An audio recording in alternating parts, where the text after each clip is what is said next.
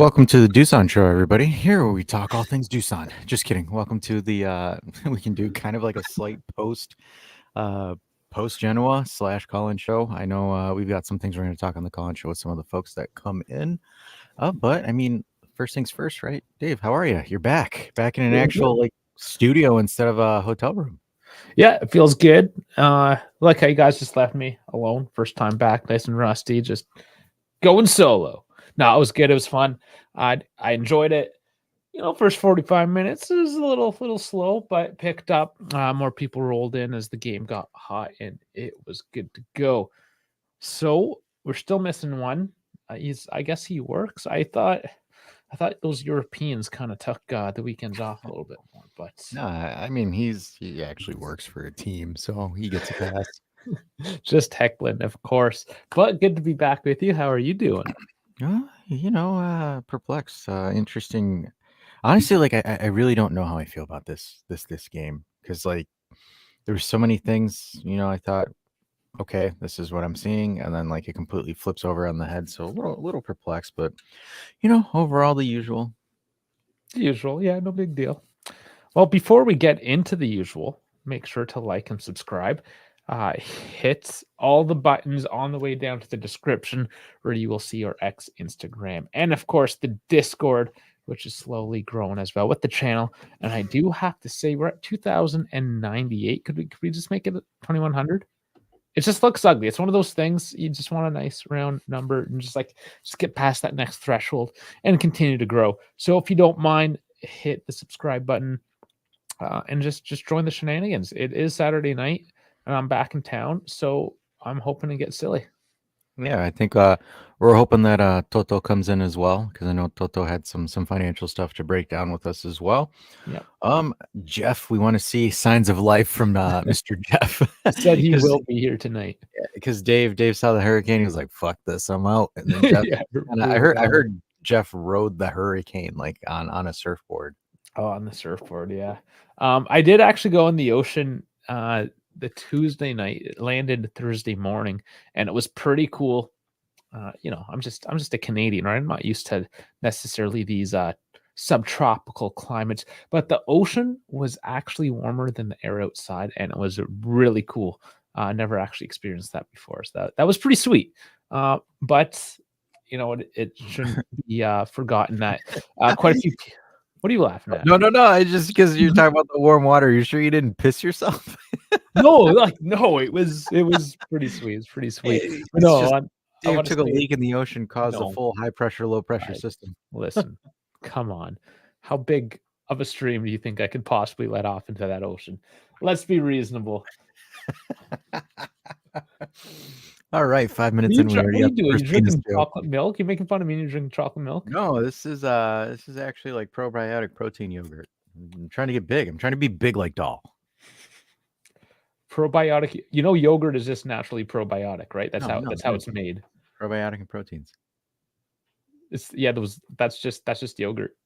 I know. America. This is one thing I've rediscovered going back to America. They make just normal everyday things marketing. Everything's got to be marketing. Oh my god, yogurt has protein and probiotics. Who would have fucking thought? No. I mean, this is what yogurt is. Well, yeah, no shit. It has protein in it, but I mean, like this is like protein yogurt. Like it's got more than normal yogurt. Yeah, because again, it's America, so they add just more everything. You have to have more everything. Speaking of more everything, we have one more clean sheet, one more 3-0 victory, and one more Deuces Wild. Deuces brace, if anything. Lord. So you have some apologizing to do? No, absolutely not. No. There's nothing about it. There's what do I have to apologize for? Well, we'll get into it. We'll discuss. Yeah, we'll get into it, but I'm saying there's no apology whatsoever. I was just seeing if you were going to ease up a little bit. Dal's not here. Dal and Dash were going at it in the chat. I want him here. I hope he is. It's a little late for him. Yeah, maybe he'll join us from the gym tonight. Hopefully, it's not his rest day. Well, he'll be here. Hopefully, it was fun banter, but I still not apologizing. All right, fair enough. So provisionally in first place currently with 12 points. Torino in second with 11 points. They play Lazio tomorrow morning, bright and early, 6:30 Eastern. So that's the 2:30 local kickoff. That's going to be a hard game for Torino. Lazio not up to a great start, 7 points currently, but still not going to be easy. Interesting to see if we can go into the next match day in the lead. Plus minus of 9 goals, 0 conceded. We're getting close to a record. Getting pretty close. I mean, we did technically break a record, though. Well, our own. We broke our own. But Saturday, own. I believe it's 720 minutes without conceding. That was Calgary in like 1939 or something ridiculous. Yeah. So that's an old, it's like an 85-year-old record there with my shitty math. I'm sure that's wrong. So 10 toes down, buying a Chico jersey. Yeah, that was a sweet goal. God, what an X factor, huh? Yeah, even better than the Doosan goals. I'm not gonna lie. I enjoyed that one thoroughly. I actually like jumped up out of my seat for that one. Love to see it. And cool. No, man. Cool. I'm going back to the ocean. It was just warm. It was cool, man. It was cool. I ate a few pounds of shellfish and I dumped into the ocean. It was a good night. But I'm back. I'm back in Canada, and I went on my walk today with my dogs, and my hands were a little bit chilly. I actually wore pants for the first time in a month. This man wore pants. He's slinging sausage for the last month. All right, so where do you want to start with this? We did just after the game go over the numbers and all that, so I don't want to necessarily bore people with just the nitty gritty of it, but Dash, you missed the watch along, so I'll let you kick this one off with. Well, I mean, I kind of watched it with you. No, I know, but I talked for 2 hours. You did the halftime show essentially.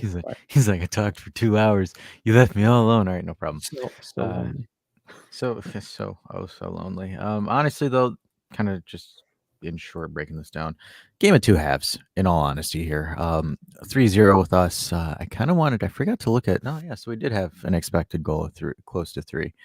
12 shots, 5 big chances converted on 3 of those big chances. Not bad at all. Actually quite well. Looking at some of this, obviously dominated possession. Genoa weren't really looking to attack at all. They had 2 shots on target, one in the first half. I told you there was going to be 2 shots on target. One of them was like barely put that. It was a pass to Perrine. Yeah, so, I mean, but the second one was a good one. Second one was a good one. The second one was a good one. Oh man. Why am I forgetting his name now? Okay, it was Pinamonte. Pinamonte, yes, I knew. Gotcha. Pinamonte. Well, and then like kind of looking at it again, I didn't expect much offensively out of Genoa, especially since they don't have fans, so they weren't able to really shithouse this game because the Marassi was actually, it was lit, like literally, because this game almost got canceled because the VAR room, somebody played my mixtape in the VAR room, and the VAR room was just burning. But again, I think so. I said it. We were saying it on Thursday when German Dave and I were like, "Why are there no fans?" Turns out like there was an issue between Genoa and Sampdoria with the fans. Oh, there was an issue. Oh, it was bad. Yeah, it was pretty bad. Wild game. It was like 7-6. It was the derby. They went old school on the derby. Was Pirlo coaching? No, I'm just kidding. I'm kidding. Is he coaching anybody right now? I don't think he is. I don't think he is. But apparently, we're still being told that he's the true answer to our issues. But overall, like Genoa tried again, they employed the low block, though. I thought it was done poorly, in my opinion. I thought there was a bunch of pockets of space in between the triangles that they were trying to formulate through the block. Unfortunately, in the first half, we're a little bit slow. Again, kind of kicking off the second half, it was slow. In all honesty, it was a cheeky attempt by Yildiz. I'm not gonna lie. Like the flick up on De Winter, like he kind of tried to samba him, but it ended up kind of just flicking off of his De Winter's hands, which secured the penalty. To which whatever. It was cheesy, but you take it, right? Because like I said, right, one of the things to beat a low block is either you're able to overload the sides and completely switch it, or you get a set piece. And option 2 happened. You got a set piece. I didn't know that the penalty rule changed because apparently you can stop now. I didn't realize you could stop in your run up, so that was a misplay. Man. I was know watching that. I know you hate the stutter, but I do too. I But I yes, just yeah, it was a little sketchy. how much are we gonna cater to strikers now? Like, seriously, because that is a huge disadvantage for the keeper. Because if you can stop now, like, you can do your run up and then you can stop, what's to say that strikers shouldn't be missing these now? Well, I think, like I said, we both stand on the same opinion as that. We think the stutter's a little corny. Not a big fan. Well, I like a nice clean run up. It just looks silly too. it does. I think it's just like, I don't know, for me, it's just like you're being too fancy with it. You know, I'm old school. I just put the ball on the spot and I run up and I just blast it in the bin. Like, that's it. Like, Yeah, that's I always guess how I've shot penalties. this could just be a couple of old men yelling at the internet situation. I don't know. What do you guys think about it? Yeah, I don't know. I like, again, it just seems odd to me. Um, Dusan given the penalty that Yildiz earned and takes it and does again. I think it's a weird step up, but it works for him because there's no chance in hell that that was being saved. No chance in hell. Like, that was a great shot, great location. Oh yeah, it was a well taken penalty at the end of the day. I guess we shouldn't really heckle so hard with the run up. If it's legal, it's legal. No, I know, right? Like, I'm not heckling Vlahovic for the run up. I'm just kind of asking, like, in general for the rules, right? Like, for Yeah. me, that's where my question is, because it's just now with that, you're essentially it's a lot easier for a striker to score that now because I can immediately stop and then, like, stop as and actually physically plant, and then the goalie's going to react or move. Because that's where, because maybe I'm wrong, maybe I saw this wrong, but, like, I saw him stop. Like, Yeah, and I am can't. I crazy here? I've been trolling X to see if there's been a replay posted. Uh, it could be something to look at later down in the week. And once we open, when do we want to open the lines? You want to get, want to get after it, We or can. We know you can. Because Trem is saying the rule hasn't changed since 2010. The rule is you can't stop once. You just can't stop once you start the act of shooting. You can stop/stutter as much as you want. So I thought you need to continuously have a forward motion. yeah, that's how I interpreted it. That's what I thought I was interpreting it as, is you need to have a forward sense of motion. Like, you cannot physically stop. So that's where, because I saw that happen in the Copa America, I saw that in the Euros, and I saw that again today. So that's why I'm kind of just asking out there, unless somebody's perfected, like, the complete, like, stutter, where it's just like they've completely mastered it to this point, but it almost looks like they just completely stopped. Well, I just looked it up quickly here on Google, and this is from New York Times. It was actually banned for a short while in the 80s, but these days the laws of the game specifically state the stutter or feint is allowed. I mean, that's not the actual rule book. And I mean, short of just trying to find out like reading the rules live here and boring everyone. And I guess it's technically allowed. Maybe we are that old school. Jesus. Yeah, it's going back a while. I guess if it was the 80s the last time it was actually disallowed. It just maybe it's so rampant now. We see it so often. It's become a trend. Maybe. Yeah, I'm thinking that must be it. So yeah, Trem looks like you're right. We're wrong. We still don't like it. I was just like, I was curious. That's all. That's what I was wondering. All right. Regardless, it goes in. Yeah, Guys, we do. Go ahead, Dave. we have to troll. We have a troll opportunity, and it came early. Usually, we wait till the end of the shows to troll. Here it is. Oh, you're doing the thing. Oh, you're doing the thing. Oh, hey, say goodbye to the clean sheet next match now. IFTV's officially jinxed it. IFTV needs to know when to shut the fuck up. Here it is. Massimiliano Motta, which apparently I got corrected by some guy. It's not Motta, it's Mota. I know. It's just I'm a Canuck. I'm lazy with my ooze, if you will. So yeah, whatever. Deal with it. It's how I say it. If you think I'm bad, listen to Dash. So Massimiliano Motta. Allegri may have been sacked, but his spirit remains. 6 games, 0 goals conceded. Only team in the Big 5 leagues to not concede a league goal. First time in Juve history they don't concede in opening 6. And the curse is now in place. Fuck you, IFTV.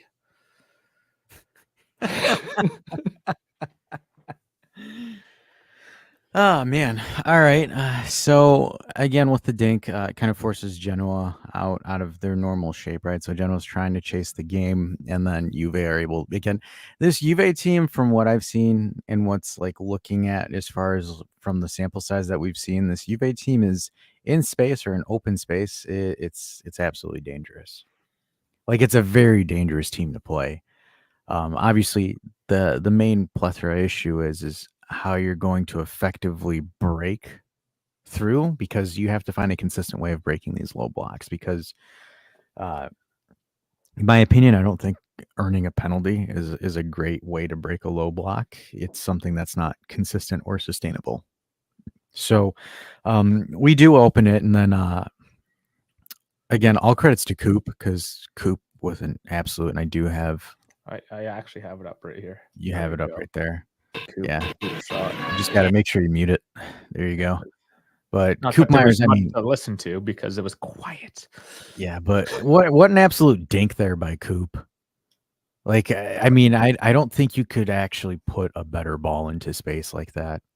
So he gets it from like basically the defensive third, brings it through the whole midfield, and just launches it Right into Dusan's left foot. Beautiful. Like Absolutely beautiful. right into Dusan's foot. It's a good finish. I mean, it's what you pay him $22 million a season to do. Again, this is where I kind of have these questions or my concerns with him, and this is why I'm saying I'm not apologizing. More so because I've said it, he is a gimmick striker. I don't think he's a great all-around player, because outside of the penalty and that shot, that moment contributed absolutely nothing. And that's where I kind of said it in the comments, where I'm like, dude, he's got 2 open goal games in 6. And my argument still stands. Like, he didn't earn that penalty. Yildiz gave him the ball. Yildiz, in my opinion, earned the penalty. He should have taken it. That's fair. Like, I am a fan of that as well. Like, that's the thing too. Same thing with Coop Myers putting that ball there. I mean, like, my issue that I have with him is there's so much that's needed to cater to him that you need 9 steps to go correct for him to do the 10th step. Oh, here it is. Dash can't give him his flowers. I will give him the flowers for the finish, but and then you saw it after with an absolute shank of a header. And then again, I still think that was slightly behind him. I mean, yes, he could have done better, but it wasn't the easiest. He went for a forehead strike where he's supposed to just redirect it into the back of the net. I guess. Again, it's just poor positioning, not understanding where he needs to be. And that's why I said I can't, because, like, for example, even against Verona, he didn't earn that penalty. He still took the shot. So it's like, I look at it and it's like, okay, great. 4 in 6 games. In reality, 2 in open play in 6 games. And then those 2 were in 2 games. Because, like, again, I heard someone throw some shade at Holland, but Holland has 10 and 6, and that's just the Premier League, right? He's got more equity. Yeah, at this point, I feel like we're gonna make that comparison a lot, just because of the wage. There's no point in comparing them, because it's not true, because one can actually be a menace in the box, and this other guy needs a 40-yard dart into his foot for him to be anything. And for me, it's like, okay, Dash is just picking on Dusan because it should be a team issue. I said this. I said, before I throw the system out the window, I need to see how Milik does in it. If Milik struggles, then you know it's the system. I've said this argument, and I've maintained this argument. And I'm still going to have this argument until I see what happens. Because I look at this, and it's like, okay, we've scored 9 goals in these 6 matches. He's attributed 4 of them. Yeah. It still needs to get better. Okay, so here's the thing. He's at least done a job. He's got 4 and 6. At the end of the season, people aren't going to look at what happened in Genoa or whichever other penalty he didn't earn but still put in the back of the net. I think on one hand, we have to be happy that there's like some forward progression. There are actual goals happening, that we are currently sitting in first place. His And by the end comment of the weekend, at the very least, second. his comments after the game pissed me off. Um, I didn't. Yeah, did I read Duson's? What did he say? Remind me. I did because he did this. And it's Yes. like, I did that because people say this. It's a bitch fest. Like, Oh just yeah, yeah, yeah. wah. That's all I could see. Is Okay, just yeah. like, He didn't need to do that. he didn't need to do that. And that's where No, I always get irritated. It's like, dude, build some momentum first, then talk. I feel like this is a Gen Z. So here's the old men yelling at the internet again. But we saw that a lot with Keys as well, right? Especially at the end. Like that. Is it like a generational thing? I don't know. Like at this point, I just think to myself, and I'm like, dude, like, can you not just like give yourself a minute to build some momentum, to build some form? But then it's just like, oh, well, so here's this quote. People talk. I've learned that when you score, you're the best. When you don't score, you're the worst. People expect me to score, and that's normal. I'm super calm because of the talk now gesture. It's like, dude, Yeah, I'm if he happy was to. super calm, I feel like he wouldn't have had to say that. That's a really poor reaction. It's absolutely childish and stupid. It's Okay. like, dude, stop it. Well, let's look at Chico's goal because there is something. I don't know. I thought it was a smart play by Duson to let it through. You sure he let it through, or he couldn't reach it? And then there's the dash version of it, right? So it did look like he pulled it back. He pulled his foot back. Regardless, we do have to talk about the third goal. He didn't see Cisco there. His eyes aren't even looking behind him. But I feel like he held it back. Maybe he does. Again, from the audience. Does he deserve some kudos on letting that ball through to No, Chico? because who's gonna stop it? That ball's a loose ball that's going to Chico anyways. And I mean, just solid finish, just kicks it through right on net, coming in with pace. So you can see him running through here, obviously. Pretty much full tilt. And the timing, the finish at that speed. I mean, it's not the most beautiful finish. It wasn't like in the side netting or top corner or anything, but low, out of the goalkeeper's reach. Simple. It's a winger finish. Yep. It's a winger finish. It's a good finish, man. I think I've had this opinion, and I'm going to share it again. I think for your offense to be effective against a low block, you need to start Yildiz on one end, Cisco on the other. Because you have one that's just, again, a technical dribbler, and the other one that's just a pace monster when it comes to being on the dribble. I think if you have Cisco and Yildiz on the opposite side, you have the ability to stretch the low block. I think Nico Gonzalez is going to learn this the hard way. I think Nico Gonzalez is going to struggle against low blocks. And I think we saw that again today where Nico Gonzalez struggled.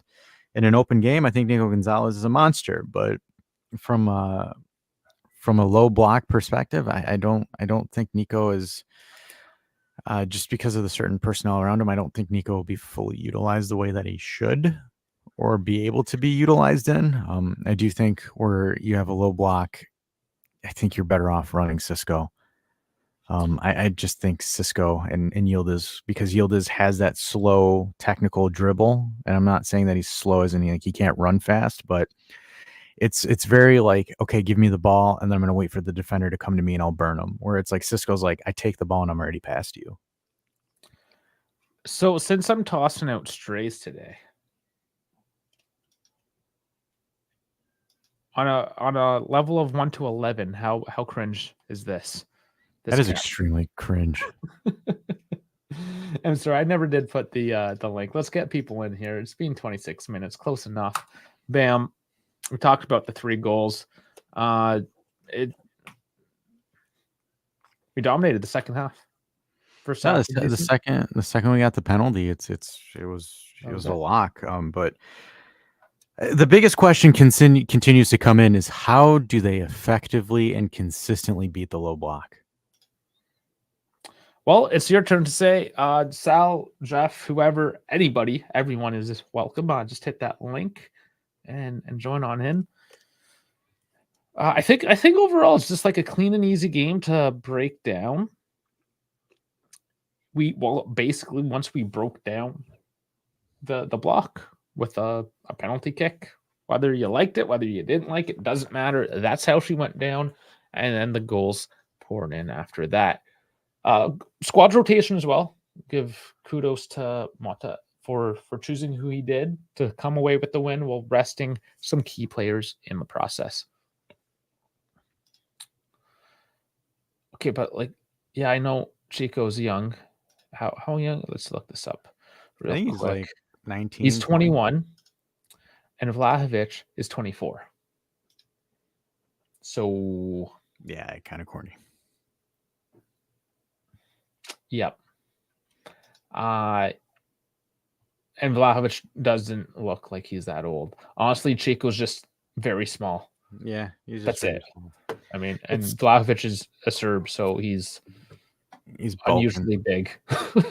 Yeah. I think it's a good one. Just kind of like LJJ is saying, it's a good one to go into the Champions League week against Leipzig. I think with Leipzig, I don't think we're going to struggle as much as we are going to with Serie A teams, just because how Leipzig is.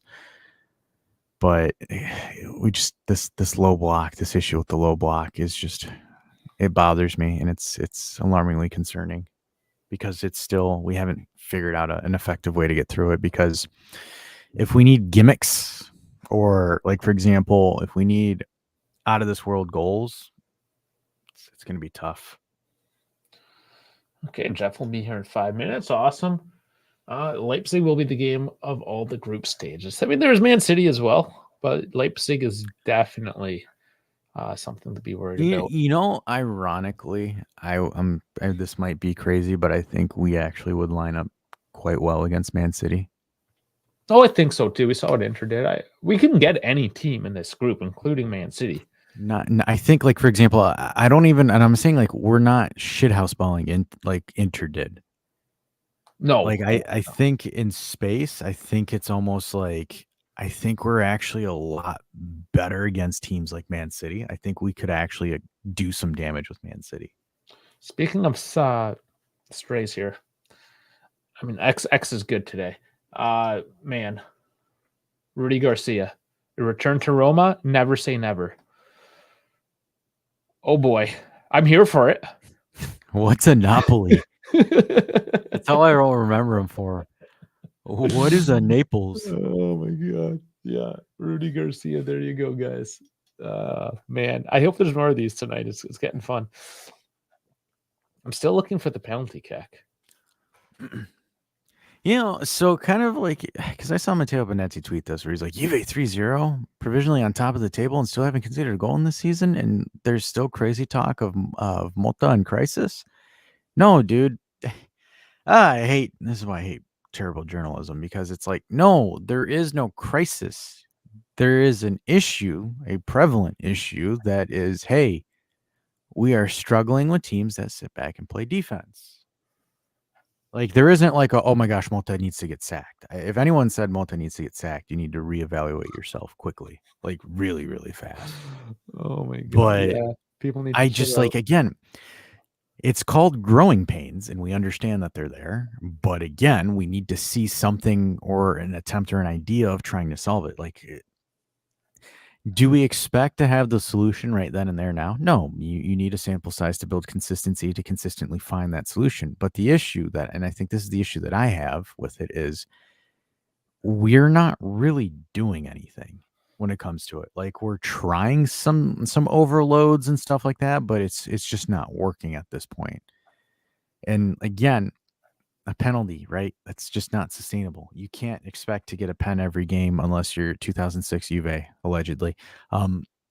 Too soon? Too soon? No? Okay. found another angle of this one too. Let's look at this. This is the Chico. Sorry, calling him Chica. It's not going to fly well. So, like, here, another angle. I don't know. I still feel like he pulled back. I don't. Okay, we'll disagree. Because, like, you're not getting that ball. But That's it. I mean, I think German Dave said he's coming on in 5 minutes, but I think again, the one thing that we need to start seeing more so, and it's not a crisis. It's not going to be a crisis because it's the issue that he had last season too at Bologna, where there was moments where people kind of figured out what he did and they kind of sat back and he drew a bunch of games.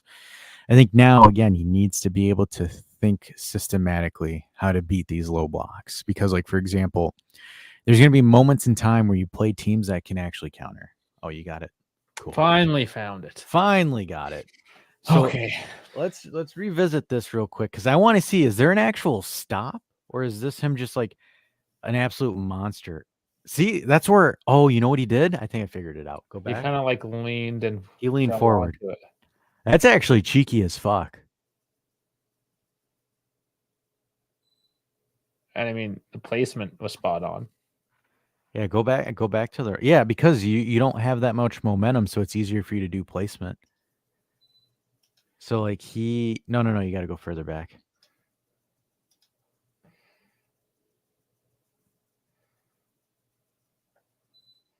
It's cheeky. It's allowed. cheeky. No, that's cheeky. I can give him credit for that one. That's actually really smart. Because what he did to continue to make it look like he's doing his full follow through of shooting is he lowered his shoulders forward.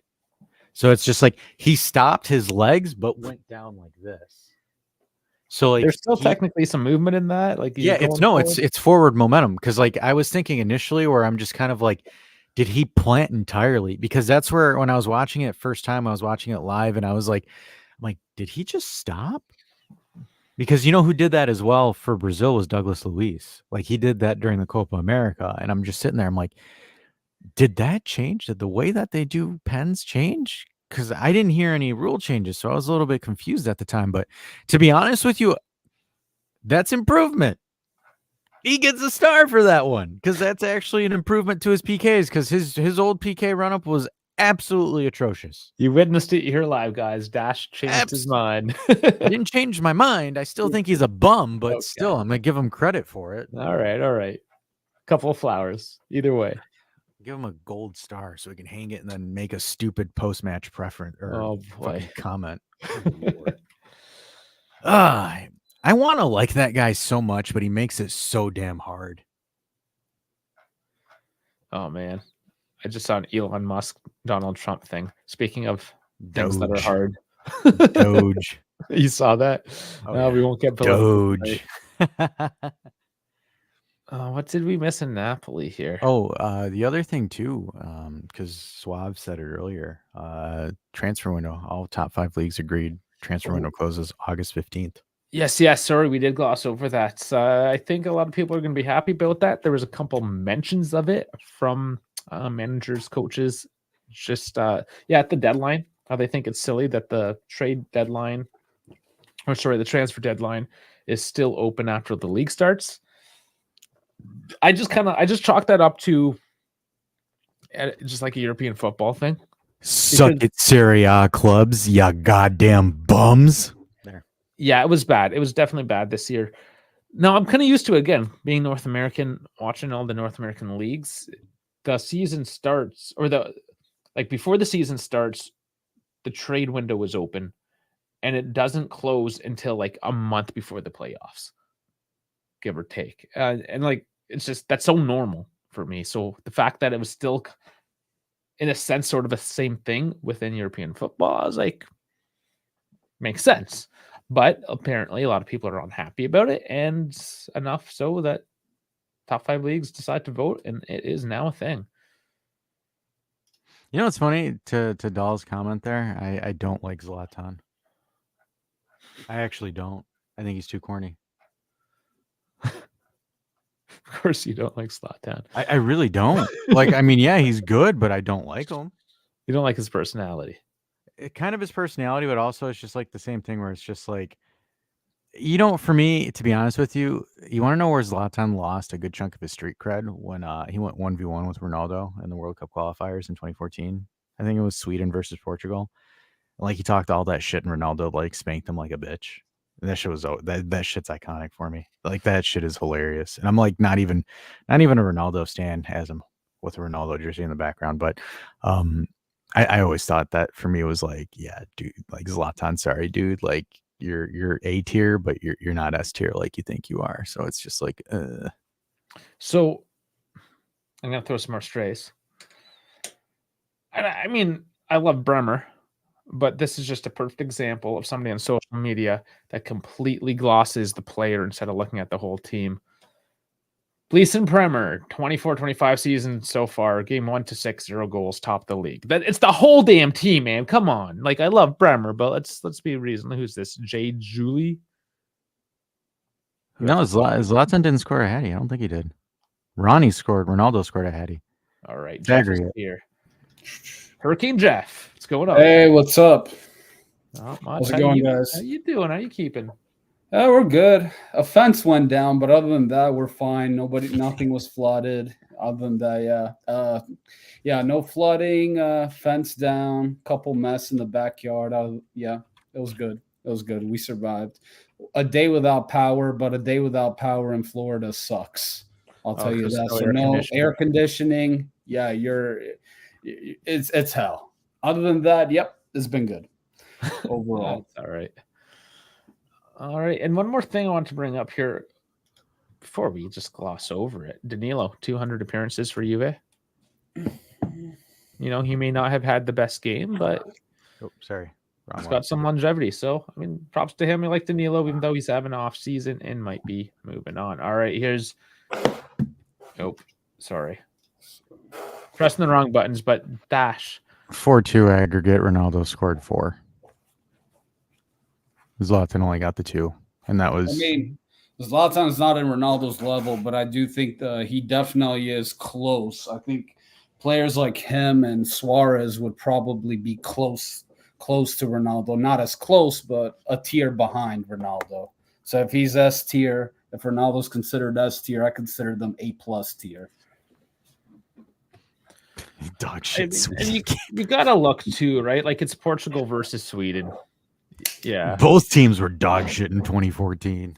But Portugal's still clearly a better team, better support. You can argue, not that I really have a dog in this fight, but that's something you got to take into account, I think. But yeah, Ronaldo overall is obviously the better player, but I wouldn't want to hang it with either one of them.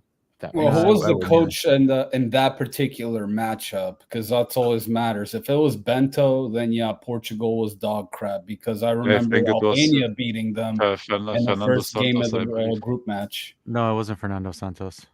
Yeah, if it's Bento, then yeah. Oh, that's a quick Google search. Yeah, figure that out. Dave, off work finally. How's it going? Hey, how are you guys? I'm dead, but I'm contractually obligated to be here. No, it's all good. I want to have some fun as well, man. I didn't have. Oh, it was Bento. It was Bento. No, I didn't have the time to watch like any footy today. We were in a restaurant and they switched between the Bayern Munich Leverkusen game and between Liverpool and Wolverhampton. So I didn't see any Juventus today. Of course, obviously they'd be playing the German games. You are in Berlin. I mean, come on. Makes sense. So what did I miss? All of it. You got everything. You got a low block. You got a cheeky chip for a pen. You got a Dusan pen. You got a Koopmeyer's 40-yard piss rocket of a pass to Dusan for him to tap in. You got a Cisco goal, and you got me trolling Dahl on the actual show by saying Cisco is the best striker in the world. I think for once, now I can honestly understand why Koopmeiners was cost 60 mil, or why we bought him, why he was essential at least. I still don't think he was 60 million, but he did show a lot of it today, for me at least. I thought the 40 yards pass to Dusan was brilliant. And also, the one thing I really loved, because I don't think a lot of players would have done this, that pass, the goal that Cisco scored, the part where Koopmeiners was about to get it, played as a dummy, and then Cisco just ended up shooting that. If that would have been Dusan or Chiesa, they would have tried to take that ball and try to score for themselves. And I think that's one of those things as a midfield. Why I was kind of saying in the chat that he's one of the he is one of the most intelligent players in our squad because like those little stuff and the spatial awareness he has on the field when he plays. He didn't do anything anything flashy, but he did those little things that dictated the game to like 3-0. That could have been a 1-0 match instead of a 3-0 match. So Coop Minders to me was probably my favorite. Coop's a monster, man. Yeah. Like that's one of the things I think like German Dave and I were talking about over the summer where I was like, you could not get anyone, but if you got Coop, we would be okay with it. Like Coop was just such an important piece to add, and it's like you just like imagine last year's team, which was already very good defensively, good to great even defensively. And by the way, how incredible is it that after 6 games now we haven't conceded a single goal? Obviously, it's amazing. We got the best defense. Honestly, it's incredible, and I would have to go like through the history books to see where it stands. But honestly, 6 goals, 6 games without conceding. You want to know why? It's because everybody's playing a freaking low block. That's why. And speaking of the best defense in Europe, I know, but still to not concede from a set piece, from a shithouse goal, from nothing. Have you seen the goal that Liverpool conceded today? Also, gotta give props to Gatti, like in those 3-4 matches that he's played. Yeah, being a captain. He has done some last-ditch defending, which was just brilliant. I knew he was going to be a surprise, but he's been much better than I thought. So, guys, there's no better defense in Europe right now. Finally, just conceding a goal than whoever. I've never met her, Ilaria D'Amico, finally marrying Gigi Buffon, putting up the blockers for years on this man. And finally, Buffon gets one pass. They got married today. He's like, I know you, man. He's like, I don't want you to divorce me and take my shit. Now, I got a couple things to say here. First of all, is that Padvil Nadved or a woman? Yes. Yes. And No, let's go back here. Dave, that's not Nedved. Come on. That is I know it's not. But at first, it's like, is that Nedved? No, no, it's not. It's just a flowing locks. And then, of course, come on, you're at the most prolific dude possibly in Italian society, and you're wearing Air Jordans. This kid right here. Come on, dude. Put on some fucking loafers. Dude, have some respect. You can't disrespect the Jordans, bro. Hold up, Dave. You can style the right pair of Jordans. You can style them perfectly with anything. This is an Italian wedding. You put on the leathers. Dude, take that shit away. Get some leather shoes on. I have a nice pair of Jordans, OG Jordans, which is white and just a little bit of black with it. Oh, and the pandas? Honestly, not at a wedding, man. I'll kick you out. You're no open bar for you. No, trust me. No open bars. That's it. You're over. Oh, trust me, you can style those with everything. Eddie, welcome in. Would you allow that at a wedding? Those shoes? I didn't hear the beginning part, so I missed it. I was like setting everything up. Okay, here, bring it back. So this is Buffon's wedding. This kid here is wearing Air Jordans. No, of course not that colorway. I wouldn't personally give two craps. Of course not something with red. Man, honestly, I wouldn't care. I wouldn't give 2 shits. But like, this is an Italian wedding. I know my dad. Even my dad would probably like roast me for wearing Jordans to a wedding. You know, you got to have the perfect classic suit and the tie and the leather. You know, the leather shoes, obviously. Ferragamo's. That's just like a destination wedding or something like that on a beach. You know, you got to wear dress shoes at a wedding. There you go. See? Yeah. 3-2. Dash, Dave, y'all can go fuck yourself.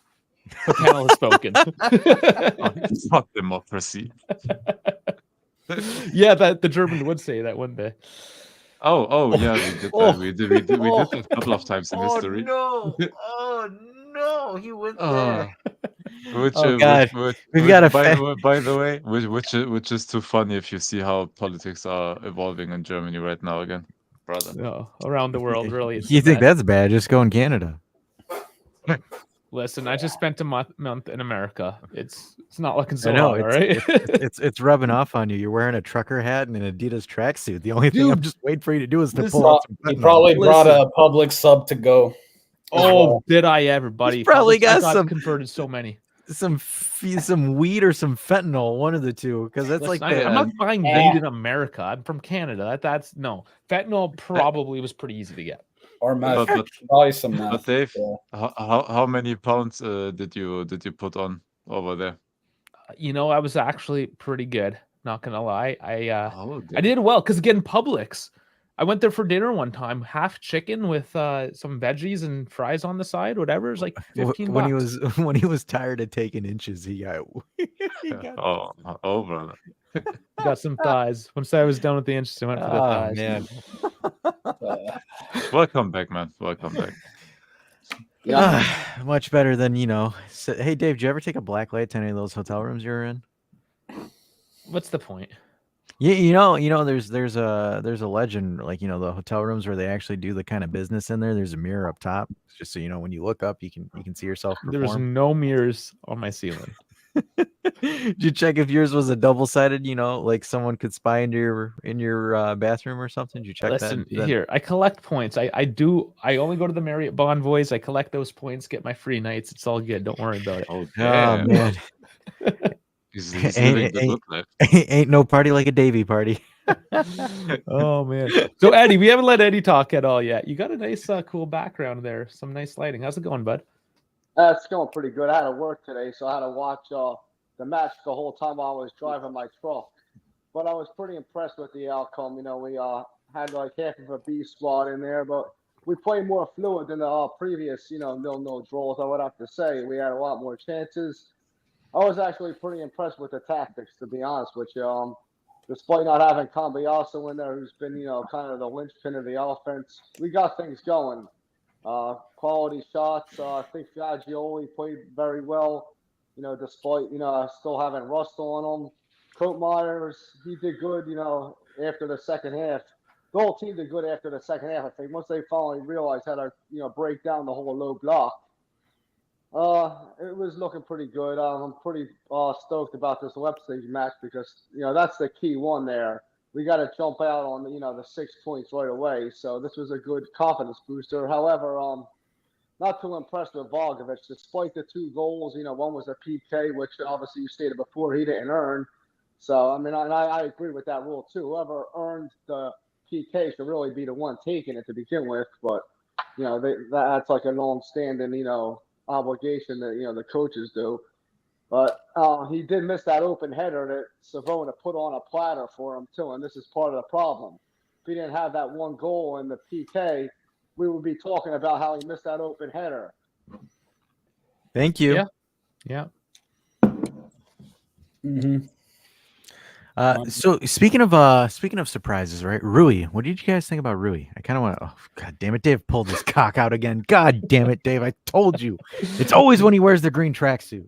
Hey, this is my first time. I just bought it at I can't remember. It was one of those like Ubex. No, it was got one the of colors. Beals. It was a Beals. Okay. And he's making fun of the hat. That was Gibson's garage in Nashville. Damn, that place was expensive. The cheapest guitar was $2,000. The shirts were $68. I was hoping that you would buy one of those trucker hats that has a rooster on it that just says cock. Like I figured you'd be one of the guys that would buy. Like, oh, didn't you see the hat I was wearing on the road there? I got that for $10 at a gas station. No, Was that bright know. green that said River Life? That was super redneck.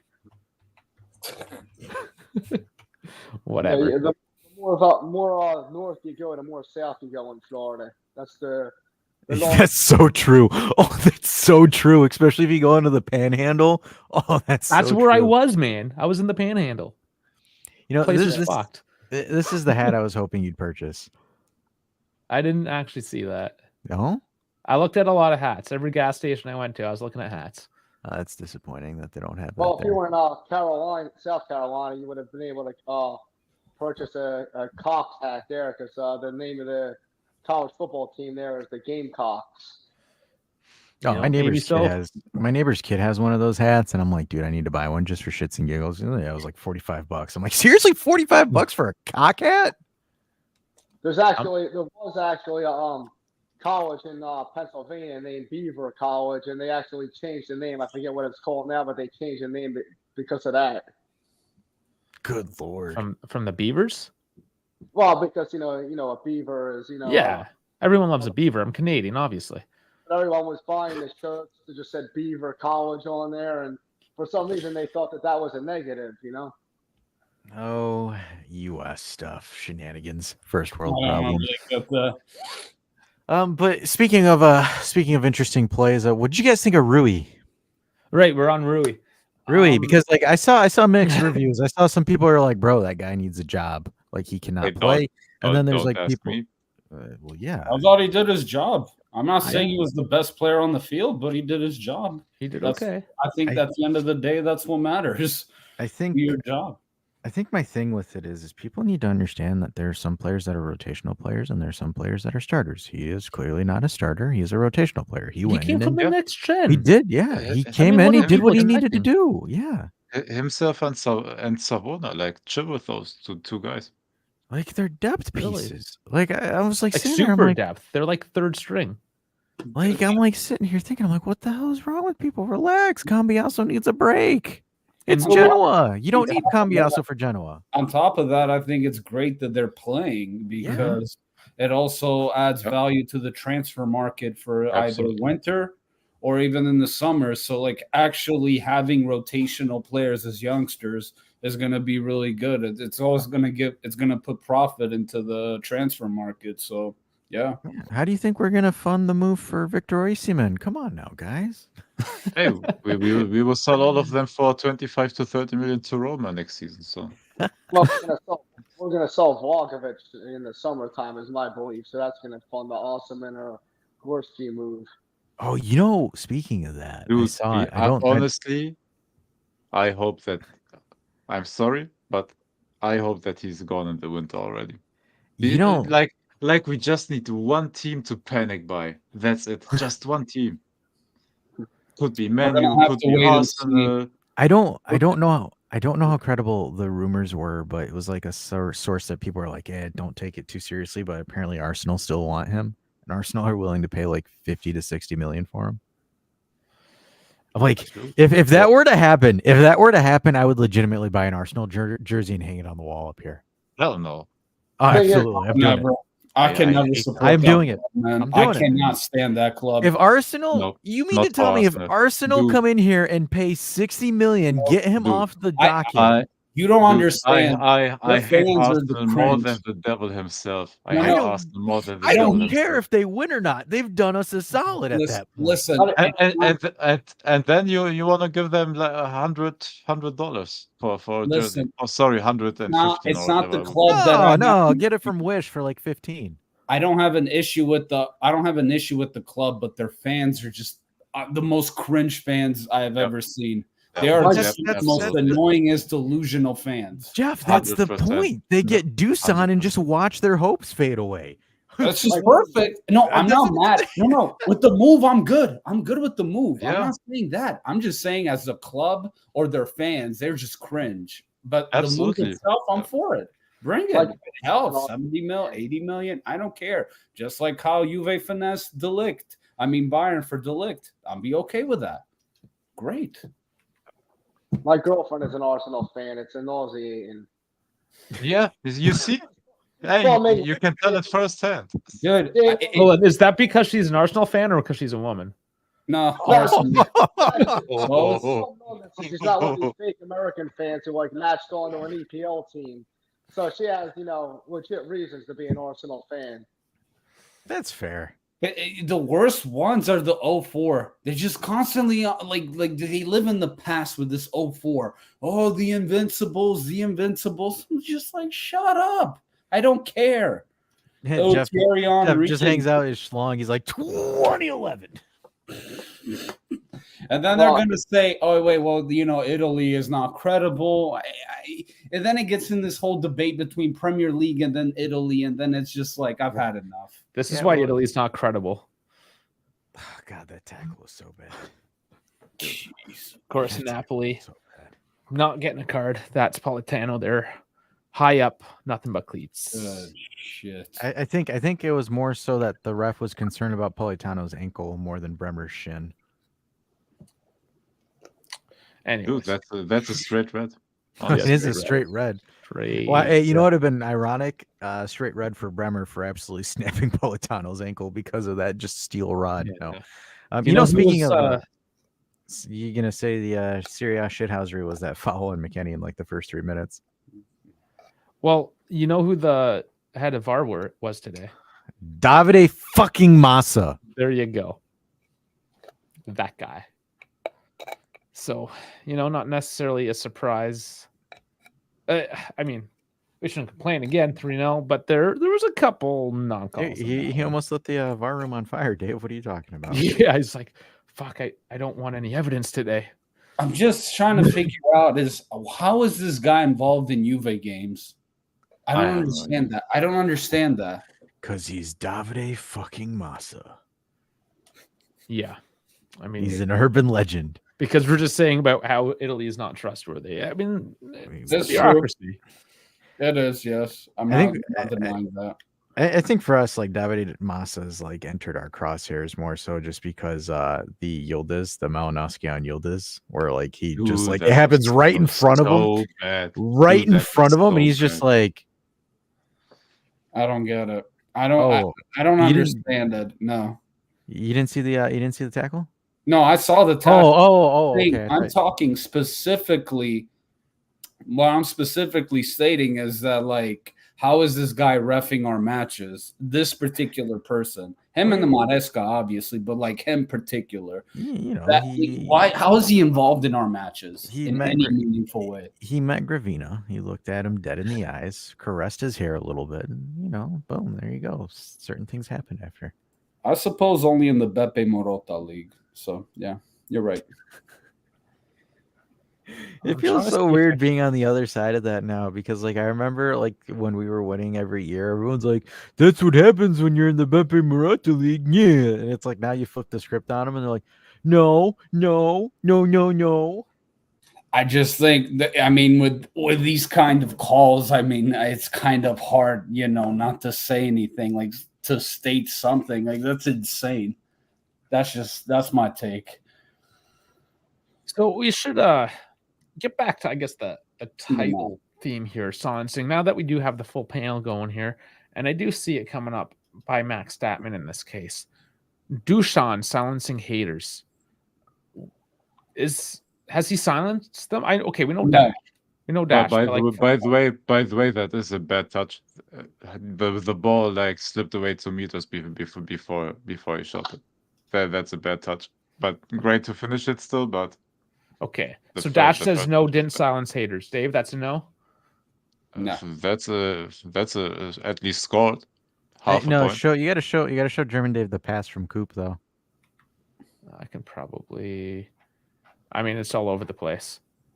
Okay. I won't scroll through, but we'll move through. All right. So I believe I heard Jeff say that it was no, did not silence haters. It's not yet. No, because he'll score 2 goals and then he's going to be missing 2 games and then score another 2 goals. For me, great. He did his job today. Nothing against Dusan today, but he needs to do it consistently every game. He needs to contribute to a goal, whether he's scoring or assisting. But something's got to happen. And he can't just sit here and miss a game or miss an opportunity and then like get in his head. That's the problem. At the end of the day, that's the problem. If he gets in his head, he's done. But if he scores a goal, then he'll score another one or maybe have another chance. I don't give a damn if he misses 10 chances and at least he scores 1. That's what matters to me. That's it. Yes, should he score them? Yes, but at the end, again, as long as he's bagging a goal or 2, I'm perfectly okay. But he hasn't silenced shit. Let's just be honest. Right. And Eddie, what's your feelings on it?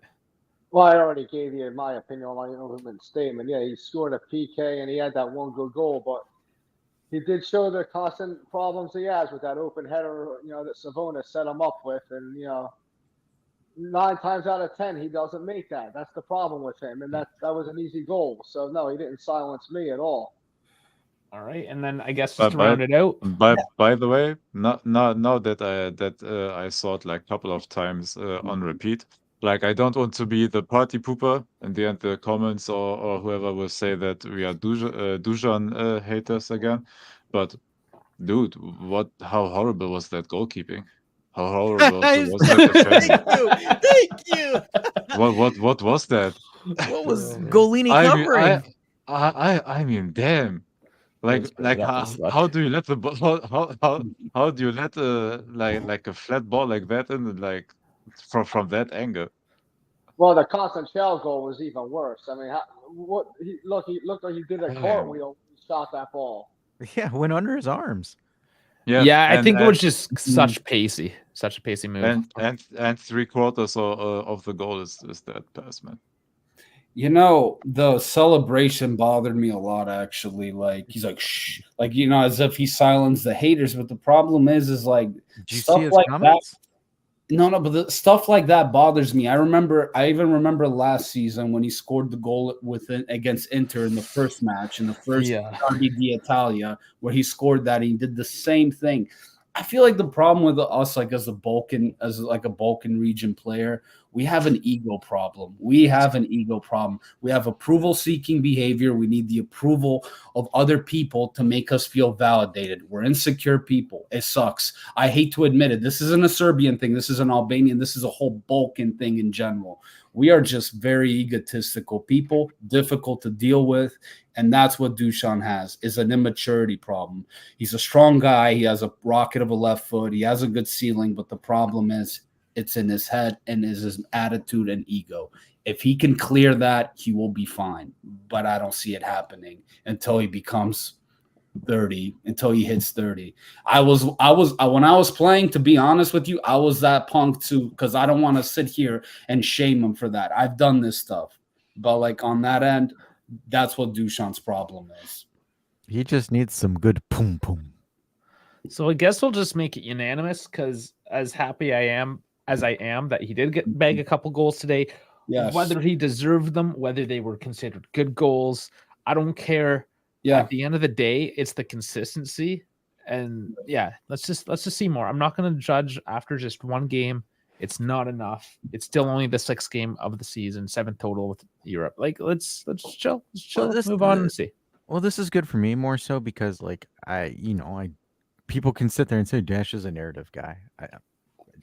If you look at the panel, it doesn't look like it's a narrative at this point. Mm-mm. And if you disagree, you have the chance to come on as well. The link is there. Everyone's welcome. Of course, in the comments, get at us. And that's the one thing, like, I genuinely want to have a discussion with someone that is like outside of Dahl, because I know Dahl likes to push my buttons.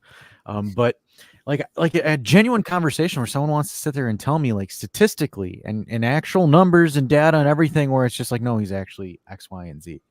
Because that goal that Dave showed you is similar to the goals that he scores in Fiorentina.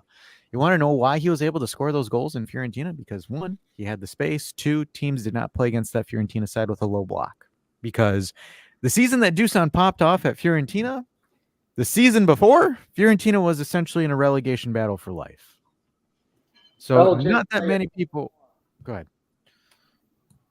LJJ, it's the whole arm. It's the guy mentioned my tattoo. So you tats. Gotta see it here. You have the stadium. Oh, nice. And then you have, the Mole here. You just wanted to show up your massive biceps. That's cool. Whatever. I'll be going cool tats though. No, it's I'll be dope. for a month, 3 weeks. I can't wait. I'm going to catch the Lazio match, probably all the way to the Parma match. Okay. Awesome. I'll put my season tickets to use. Cool. But like, for example, the issue that he has is, I've said it and I'm going to continue to say it, he's a gimmick striker. He needs a through ball in space for him to just flick it or redirect it into the net.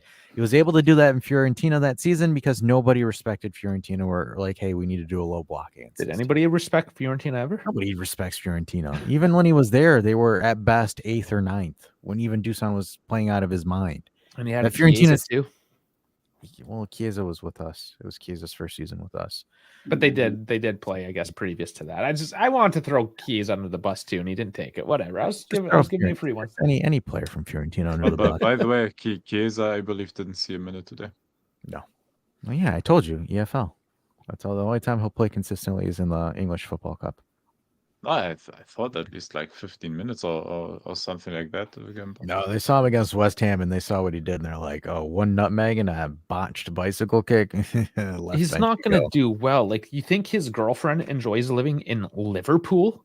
He ain't getting shit. And Liverpool is one of the nicer cities, so there's If that's the there's not a nicer lot of- city. Yeah. Is that like when you go to the States and they're like, oh yeah, LA is the nice city? This is what Shaqiri is to Liverpool. God damn, that's just Hey, harsh. Shaqiri is a Liverpool. Hey, Shaqiri is a Liverpool legend, That man. hurts. Oh no! Dahl just came in, was just like, Hey, Shaqiri is a Liverpool legend, man. Don't disrespect him like that. oh my goodness! I have the, oh man, Jesus! Dahl just came in, just straight up. Randy Orton slithering. Watch out, watch out. De Laurentiis, like a few years back, one of his players wanted to leave for England, and then he said something like, "Yeah, have fun going there with bad weather, dirty women who don't clean themselves, and horrible food." They'll saying Liverpool is literally Florida, but Alabama. but it's cold and miserable. At least Yeah, Florida's hey, kind of nice. but I with the weather. hey, but guess. that's I don't know. yes, I've yes, never but that's been. what that's what I'm saying. Like, what's better there? Like, except of you can argue London. Oh god, no, London's terrible. They're both okay. Florida and Alabama, they're both they're- shithouseries, but like they have a different flavor to it. No, for no, sure. Florida. No, like I think he means the Panhandle. Like, Oh, like if he's, Panhandle. I would say the Panhandle of Florida is like Liverpool. If you're So trying to I- go from that part. In one Yeah, night, I me. did that little section of the Panhandle, and where Mississippi and Alabama both like come into each other into like the straight line on the coast, and there was no difference. In fact, I got a funny story. So, we stopped to get a sandwich at the gas station, the Subway. Apparently, Yeah. KB doesn't know what a E- Subway ev- is. Every story starts and ends with a sandwich. Lots of sandwiches. Starts with inches, ends with inches. Yeah, that's that was a bit of a theme there down south. Anyways, so we're at the Subway, and I guess these two kids just finished their shift, and this older gentleman, bit shorter, bit fatter, had a braided beard, comes out and is like, "You didn't take out the garbage," and this kid's like, kind of fucking him off in the car, and he's like, "Oh hell no, you didn't!" And he just like broke out in the biggest meme of America I have ever witnessed live. It was amazing. And of course, there was a canine cop that just rolled in because why wouldn't there be? Cops everywhere, accents everywhere. It was amazing. I love I America and I hate it all at the same time. I think like in He was my like- area, in the Tampa Bay area, like if you go slightly north, it's kind of the same shit.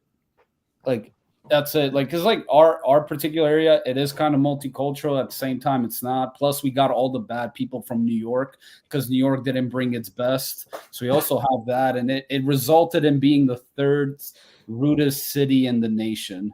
Yeah, I because don't know how true. Yeah. you guys got a bunch of retired like rich dicks that live in Oh, Tampa. dude. Because it's like Florida's got like three regions, right? You have like the OnlyFans grifters / like, bro, buy my crypto in Miami, and then you have like the retired business folk that live in Tampa, like the pissed off old people that go in and tip like two cents, and then you've just got like everybody that's addicted to cocaine in the Panhandle. Well, also you got like you got like all the tourists in Orlando as well as like you got Universal and then Disney. To me, and on top of that, that place is a shit show. Traffic sucks there, and yeah, I don't like going to Orlando at all. I hear Turned into shitting on Florida coming from I Liverpool. hear St. Petersburg is the sugar daddy capital of the United States because like every college chick and her friend goes there for sugar daddies at St. Petersburg. Downtown St. Pete. I work there actually. Yeah, He's like, yeah, hey, well, I'm yeah. I'm aware of Hey, that. Yeah, I I'm can aware. confirm. Just like Oh, send me the 21-year-olds down. That's No, more like I'm not looking for that. I'm looking for the divorcee wives with the alimony money for myself. I need the funds. So, I'm doing the reverse. So yeah, I'm not. They're not taking money. I'm taking it. But yeah. Businessman, you are. find that easily in like Fort Lauderdale, Boca Raton area. There's plenty of them. I know like 3 girls that did that. Got divorced money out of living in Florida. That's why Jeff's a real estate agent. Son of a bitch. I knew it. He's getting that alimony money and they're looking for flats. And Jeff's like, I can show you another flat. Davy Beach, that's another one that's pretty popular. A lot of the divorcees move there. It's like Which in town? the middle. Which town, sorry? You damn right, Dal. It's like in between Fort Lauderdale and Miami. Okay. It's like a real popular destination. Oh, I forgot the name of that place. I have to visit there sometime. You were just there. No, I mean that specific part. I was on the west. I did go to Jacksonville one night, again in a hurricane, but that was literally so. I mean, I had to get. I just was gonna buy a new pack of underwear. I need new underwear. I got stuck in the bayou for a few days, and I only packed for a day because I was only supposed to be there for a day. I was there for 5, so we went to Jacksonville to buy underwear, and I had to be escorted. It was behind the cheap stuff, like the George Walmart brand, 6 for $20. I had to get the lady to open up the cage for me and escort me to the front counter. What Like the $2 worth of underwear. for underwear? This is fucked. Well, it's like that in Philly here everywhere. Even for like deodorant, razor blades, everything's locked up now. I get that, but like underwear, like the expensive underwear were on the rack. I had to get like I was like a criminal. Oh, we don't trust you. And she wouldn't like. She's like, don't leave my site. I'll lose my job. I'm like, I got $20 for underwear, man. Like I can afford this. Dave, you made a mistake. You went to Walmart. Walmart's Where was I supposed to go? Target. I didn't see no Target. Whatever, man. I didn't know I needed underwear. Walmart is fucking. Hey, I hate going to that place. I lose my mind. He wanted to experience being an American, Jeff. Leave him alone. At least that is the second worst experience that you can have in Jacksonville. The first or the worst you can have is watching Trevor Lawrence. I'm gonna answer that to Dahl. I think Dahl was saying a lot of single mothers in Liverpool. Now I think he's right when he says the Florida of England. Okay, that makes a heck of a lot more sense. Yes. Okay, so we'll bring that back to Chiesa. Hey, yo, go back to the topic of roasting Chiesa because it's the Leave the poor guy alone, man. We have no material. I'm sorry. We've ran out of material because he needs to actually play for us to have material. No, honestly, man, I'm not even joking. I want to see him do well over there, man. I'm done talking about him. I'm here for the memes. I mean, wait. Hold on. First of all, correction. Who the hell is Chiesa? I'm done. Oh, You mean Gakpo's backup? No. yeah. That guy, the guy with no name. Actually, you're still getting your side wrong. Mo Salah's backup. Oh, okay. Okay. He's a different person's backup each week. There, I made a joke. I made the yoke. See, I made a joke. Hopefully, there you go. I went back to roasting him. Speaking of other games, Udinese Inter. That was an interesting match. Beratese getting one in the first minute. Then Udinese tying it, and then Lautaro with one right before halftime. That was actually a really nasty goal that Lautaro scored, and then gets one like practically 3 minutes later. But I know a lot of folks were trolling Lautaro, right, about him not being offensively pertinent right now. But hey, man, he's got his 2 goals and his assist, and then Thuram's got 4 goals to the tally. The season is still young. That's it. Let's be honest. Like, we don't know how that's gonna go and how things are gonna like play out. I mean, Dusan may be doing crap now, but he might churn it up. He might get a couple of lucky goals, and then we saw him to Arsenal. You never know. So at the end, the season's young.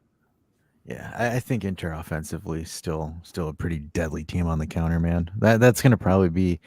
If this Derby d'Italia is not match of the season, then I don't know what match in Serie A will be in the season. Like this Juve squad against this Inter squad is probably fucking popcorn.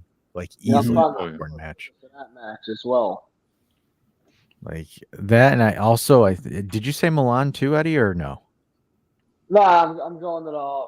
I'll be there from the Lazio and the Parma matches, as well as Stuttgart. I'm trying to get tickets for Inter away, but that's very difficult. You know, oh, sorry. No, Jeff. I had this thing in my mind popping off because, I got to give my flowers to McKennie because he's surely working his ass out and he's proven a lot of people wrong. And the irony of all of this is that we were supposed to swap him with Douglas Luiz, and now he's starting over Douglas Luiz, and that's a bit of an irony.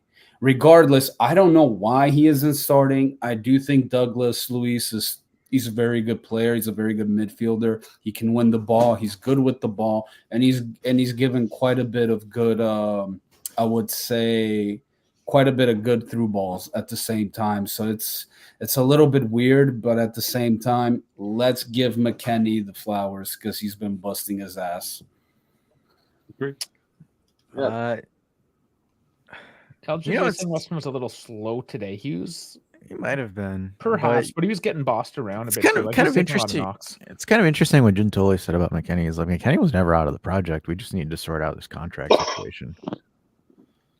Yeah. Yes. Like, Well, and- he was being very political in that press conference as well. but you know what's interesting though? Like you see, like McKennie will have like decent games and stuff like that, and you won't even see like McKennie be like, "Do like let's see this the haters say stuff now," like a certain individual. But like, this is where I sit there and it's just like that guy. Like, despite like even McKennie's comments that pissed people off at the end or at the end of the season was like. Wasn't even towards the fans. It was towards the club. He's like, bro, they cleared out my locker. They took away my parking space. Like they told me I don't have a job here practically. Like that's what that was. I don't understand why like people got pissed at McKennie for that. No, I think it was the opportunity of having, because McKennie was from the beginning the option to be inserted into the Douglas Luiz deal. So it was communicated from the beginning that he will be the centerpiece that Aston Villa wants, and that we will trade for Douglas Luiz basically. And that was the communication. And after that failed, of course, because he didn't agree in the end to it. Then either you find him another club, which evidently we didn't. Then hey, he has to stay. And honestly, like kudos to him for going for another contract, but it's always like man, you also have to consider like there weren't actual offers for him on the table, and if he didn't sign an extension, like he wouldn't have he wouldn't have known what his future is right now in football. Yeah. I mean, the whole thing was that he rejected Aston Villa, but then he was rejecting other clubs because he said he wanted to play in the Champions League. Absolutely. Meanwhile, it wasn't the Champions League, and I think that's what infuriated a lot of us. I think I was thinking another thing because I saw the chat talking about Chiesa leaving because this was kind of going in my mind for a little bit. Now, we got rid of Chiesa for two reasons: contractual disputes and obviously his attitude. The thing was, if we were able to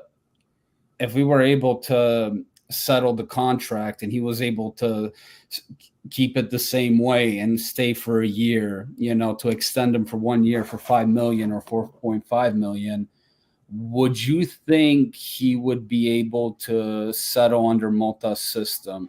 Do you think he would be able to fit into his system?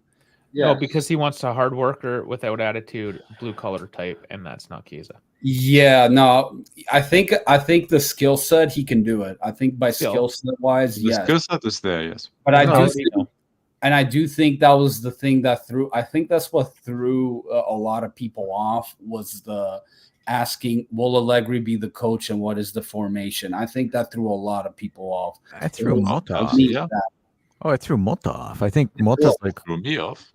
Like, who am I? But it threw me off. Like you haven't proved anything for the club yet. You were injured most of the time, and when you were healthy, you were mid. You were an average player. Okay, well, let's look at this. That's the statistical output, at least. And then who are you you're not in the position to make those demands or to ask those questions who the coach will be. Either you fit into the system or you make yourself fit into the system, and if not, goodbye. Because I do think by skill set, the way he plays, I do think he does fit. I think he could definitely have fitted in multiple systems. And as the skill set. Yeah. On technical ability, he fits it. On technical ability, he does. On IQ ability, no. Yeah, that part. Yeah. Let's just look at Douglas Luiz right now. When he comes on, he has those sparks. He looks good. We paid $50 million for him. He's apparently a Motta player. Why hasn't he played yet? And the only thing I can come to a conclusion with is that he has not shown that focus, that grit, that blue collar identity that Monts is looking for yet. And you see somebody like Weston, who I've been saying for years that I love him because of how gritty and blue collar he is, and he's the one getting the starts now. It would be the exact same thing with Chiesa. I want to add one thing of that though, with Brazilians particular. If you always notice Brazilian players, they don't really have a lot of. They don't display grit. Their abilities are Unless just you're Bremer. technical ability. Unless Bremer, there are exceptions to the rule, but usually within like the 50 years that I've watched like Brazilians play as midfielders, they usually rely on raw talent. But kind of going to the whole Cisco doing the same thing. I disagree. I think Cisco or Chico is way more intelligent on the pitch with off the ball movements than Chiesa ever was. They're similar profiles overall, to speak generally. Profile, if you want to go by being short and being able to dribble as the main profile, I guess you can have I guess that's like one that you can say has a similarity. But like for example, Conceição knows where he wants to go when he receives the ball. Chiesa takes the ball, lowers his head, and pushes towards the touchline, hoping he gets to something. Another thing that people haven't noticed, for a little guy, he can win the ball, man. That guy's a tough motherfucker. He's aggressive. He knows how to invert properly. Conceição can invert. The goal that he scored today was him inverting. There's like, for example, if you want to go off of short and pacey, yeah, they're the same, but like Conceição, and his dad's one of the most technical coaches out there, and he's played under his dad at Porto. So it's like Conceição has that IQ that Chiesa does not have. No. Like the way that Conceição moves and runs and adjusts his play and all that, like he knows where he needs to be. He knows where he needs to go. Like the fact that he anticipated Thuram to potentially give him that through ball for him that he taps in, that's 100% field IQ. Chiesa will never hit something like that. That was what I was also like trying to give Coop Miners credit, because if Duchamp was in that center and the ball came to him, he would never have let that go, or somebody else. Coop just let that slide in. He's like, oh, okay, I see somebody behind me. There you go. Conceição comes in. Another thing is, I feel like this transfer market, some of the players that left that were disappointed, maybe like a Rabiot and Chiesa leaving, I felt like we replaced them with even better players. Yeah, we like did. Rabiot leaving, Kefren Thuram, younger, stronger, just as well accurate with the passing. And then, Chiesa leaving, like, yeah, he has some good qualities, but then again, we replaced them with Francisco Conceição, who is more aggressive, faster, and even better dribbler and younger. So I think there was a lot of that, like, kind of went for the better. So a lot of things went for the better, surprisingly. We have some news just breaking. Hold on, let Eddie go. I think go ahead. it worked out well in this system, because just like Concepcion, he could take people one-on-one. They're the only two guys that can really do that, but he had too much of a big head, and I think that was, part of Mo's thing, that he doesn't want like one guy to be above the cup. He wants like a total unit, guys who are going to accept the roles of sitting down the game, coming in, being on the bench a couple of games. He wants a team. He doesn't want prima donnas. That's why I honestly believe Vlahovic is definitely going to be on his way out in the summertime. Yes, meritocracy. That's what he wants. He wants a meritocracy. Like, I mean, like it's in a system like Moto's where you can have weeks where McKennie beats Douglas Luiz for a starting position. You're going to start seeing that competition with Conceição and Nico Gonzalez heat up. Like, that competition for that right wing spot is going to get hot. So like, you're going to see stuff like that. And in my opinion, I don't think, like, for example, I don't think Chiesa could have handled that. No, I really don't think. I mean, we'll see how he does it at Liverpool, because right now he's second or third choice at best. But look, man, for me, the big thing that I see that's different between Conceição and Chiesa more so is just looking at it from the IQ perspective, right? I think we're better off the way that we are, and it's just Conceição, man. If he continues the trajectory that I think he's going to have, 35 million is an absolute steal for him. No, absolutely. Well, it looks like Peloso was just trolling. He doesn't care. He's no, just that's fine. No, how dare you? I think that was a great question, regardless, because that was like in my mind for quite some time with the Chiesa thing. Because as a player, again, I'll reiterate it, is like he can fit with the skill sets, but with the attitude and the ego is a big issue. And the obviously the wage bill. Those were the two big major issues that Chiesa had. All right, so let's look at this. It was alluded to that it was dropping today, but we have the Club World Cup stadiums, all 10 of them. Oh, son of a bitch. No- Yeah, oh, some people so can be it's there, happy. Yes. Yeah. So we got Mercedes-Benz Stadium in Atlanta, TQL and Cincinnati, which I drove through just a couple days ago, and fuck that city. Hard Rock Stadium in Miami, Geodis Park in Nashville, which I did spend some time in as well. That's an all right city. I think picking Camping World Orlando is dumb. I've been to that stadium. I don't think it's anything good. I think either go to Miami, the Hard Rock Stadium, or the Raymond James Stadium in Tampa. These Hard are Rock's probably there. the two best. Those are probably the two best stadiums if you're going to use Florida, at I'm least. just not Now, seeing yeah. on that list. Okay, let's get through them quick anyways before we talk. MetLife in New York, Bank of America in Oh, wait, Charlotte, Camping Orlando, Inter & Co. Orlando, Rose Bowl, LA, Lincoln Financial in Philly, Lumen Field in Seattle, and Audi Field in DC. Oh, sorry. I meant to say, because I just saw the list. I was meant to say is at least like have the Interco Stadium, but then replace Camping World with Raymond James Stadium. I think that would be a lot better. Hey, listen, guys, if Juve plays in Philly, you guys are more than welcome to stay at my place. Ooh, yeah. Ooh. Let's see when that happens. Maybe how many dudes can you handle? Jesus, I Dave. girls, but, no dudes at all. Yeah, maybe we can or do. maybe what do you need to do? Balance it with dudes and girls. Just balance it with one dude with two girls. I'll be taking, DPs in the ass. Oh, who was talking about any of that? Jeez, you just offered your place to some guys here, and I was just wondering how many. What's too much?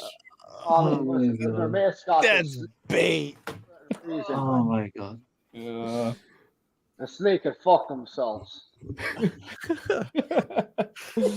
Oh, jeez. All right. So yeah, maybe. I mean, Philly's not too bad of a drive. Even New York is very doable for me as well. Yeah. Did they mention where the DC. final's going to be? I imagine it's either going to be in Miami or New York. Wherever they could LA. charge the most. I can see it be happening in LA as well. No, SoFi's turf. I think it's between New York or Florida, somewhere in there. Particularly Miami and NY. Yeah, I can see that. From what I understand, only the Seattle Sounders matches are going to be on the West Coast because they want to accommodate the European audience, and they start way too late for them to watch it, as well as Asia and Africa, the whole time zone difference. So I believe only Seattle is going to be playing their matches on the West Coast. Yeah, and that was a big discussion is getting West Coast games in there, so that would be the case. Mm-hmm. We still don't know what other MLS team's going to get slotted in there.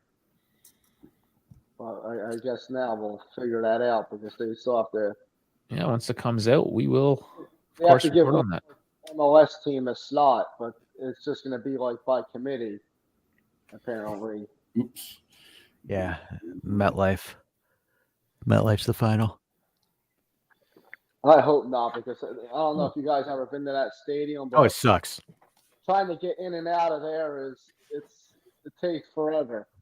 Oh, it sucks. Trust me, I know. It sucks. Could you name something good from Jersey? I mean, I Subs? lived there for a while, but nah, nothing. Aaron really. Rodgers. Aaron Rodgers? There's only a couple of them there now. Did you say Kenny Rogers or Roy Rogers? No, Aaron Rodgers. Kenny Rogers. Aaron. Oh, man. He's not from Jersey, is he? No, he's not from Jersey, but he's playing for the Jets. Oh, I said yeah. from Jersey. Not taking it. Metallica got their start in New Jersey. That's where they made their claim, and they winded up recording Kill 'Em All. That's why I'm wearing a Metallica shirt. So, that's the only good thing about New Jersey. Oh man, let's throw more strays. Stop posting when the weekend isn't over and there's still a potential that we drop into second at the end of it. UVFC.com. Jesus Christ, come on, you motherfucker. That's like every like X page though. I know, and there's another one. I gotta find it again. It was another IFTV. Let me pull off IFTV. They caught 3 strays tonight. I'll pull it up when I find it. It was from yesterday. Why am I getting anime? Is there like an IFTV anime thing? I don't know. I might as well show it. Like I type in IFTV and this is what I What get. the hell? Yeah, what's going on? Why is anime so weird? Hey, you don't need to show it that much. Oh no! Well, You think that was bad? Remember Remember the GIF with the eagle penis that Vlad put in Discord and Dave Yeah, put that's that on great. stream? I like that. That was good. There's nothing wrong with it. Come on. Never happen again, I swear. Let's see. I mean, I'll get it up here. It was from yesterday. Can't be too hard to find. Yeah, here it is. All right. So has to be Allegri, right? I thought they hated this guy. They trashed him so hard last season. So hard. Replying to Barca Universal down here. Reporter, tell me 1-0 only. Hansi Flick. How many points do you get if you only win 1-0? And then it's Allegri with a shit-eating grin. Are we glazing him now? Is that what the cool thing to do is? Is just glaze? The problem is Hansi Flick can't win 1-0. So it doesn't even make sense. Regardless, IFTV, know your role. Pick a side. Stop flopping. Apparently, Barcelona's fans got fans having Flick hail sign chants or something like that at their Champions League match. The next Champions League match, they won't have fans there. Barcelona fans are pissed today. They're pissed every day. A reason to talk about anything. Their club's practically bankrupt. They should just shut the hell up at this point. Yeah, no, they had a great start to the season that you heard them screaming, "Oh, we're winning the league," and today they lost against. I forgot who it was. 3-1, I believe. 4-2 against Osasuna. No, 4-2. Sorry, Jesus, 4-2. Jeff, you sounded so damn defeated when you said that too. Isn't that a derby? 4-2 to Osasuna. I mean, I would love to see the downfall of Real Madrid, but that's never going to happen in my lifetime. But anything that hinders their success will always be my happiness. So, yeah. Even if they do downfall, we'll be dead before we even would have a chance. Absolutely. Yes, 100%.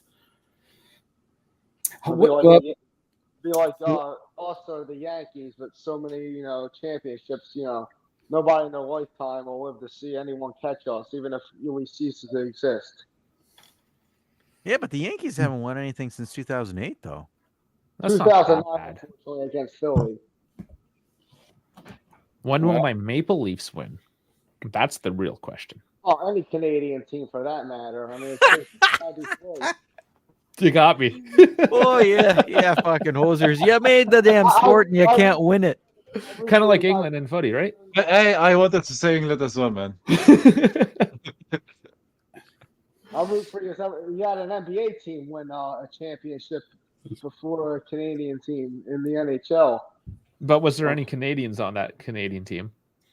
Nah, I got it. But listen, I'm a Flyers fan, and we haven't won a Stanley Cup since I was born. And I was born 3 months after the last Stanley Cup. So, it's like 1975 there. Yeah. So still better than 68. So Take your wins. I can't say anything about Tampa when it comes to hockey, which is weird. Again, we're in the middle of the heat, yet we're just winning cups. It's easy, and they're actually looking at this. It's just because there's no state tax in Florida, and it draws more people in because they make millions of dollars, and they rather just pay less tax. And there's way more tax in Canada, so you have a lot of dudes just leaving Canada to go play in Tampa because why the fuck not? Because Iserman made it cool. I'm surprised though. Does the state of Texas have a hockey Dallas? team? Yeah, Dallas Stars. They got the Yeah, stars. that would be the same. That would be the same situation with them. They were good at one point. Dallas In the Like Stars. 90s, they Cowboys? were nasty. Like the Cowboys. Yeah, about the same Cowboys time and the frame, Stars, honestly. same time frame. Yeah. To give anybody, like any of the football fans, like any of the soccer fans, perspective on the Dallas Cowboys, they're just like England in the World Cup and the Euros. That's as simple as that. That is as simple as it gets. Yeah, but they don't make it in the finals. Either. It's been almost 30 years since they won anything. No. They're a joke. They're a joke. Man, I just feel real old right now. I just looked up the last Dallas Stars Cup because I know they won it. I was like 90. yeah, that wasn't too long ago. I remember the Stars winning the cup. Early 90s, like 98, 99.